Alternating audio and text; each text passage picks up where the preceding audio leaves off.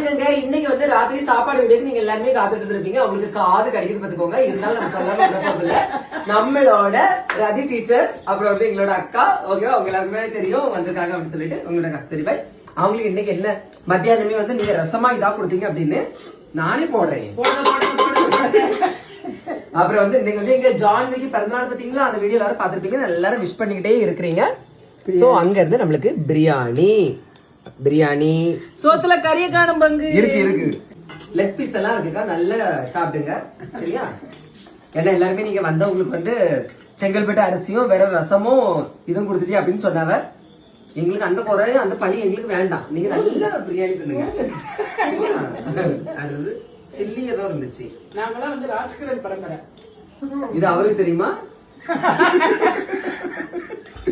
அப்புறம் வந்து இப்பதான் கேக் எல்லாம் வெட்டிட்டு வந்தோம். அப்படியே கேக்கும் இருக்கு. அப்படியே அக்காவுக்கு வந்து தின்னுட்டு சமைக்கல அப்படின்னா அப்படியே அழகா நம்மளுக்கு சாவனப்ப இருக்கு சரியா. வயிறு நிறைய ஃபர்ஸ்ட். அப்புறம் வந்து ட்ரெஸ்ஸுக்கு மேட்சா சவனப்பு. இது ஒரு காமெடி என்ன தெரியுமா, ஒருத்தங்க இது வாங்க போனாங்க. அவங்க கிட்ட சொன்னாங்க சவனப்பு தவிர எது வேணாலும் வாங்கிட்டு வாங்கன்னு. ஆனா அவங்க சவனப்பு மட்டும் தான் வாங்கிட்டு வந்திருக்காங்க.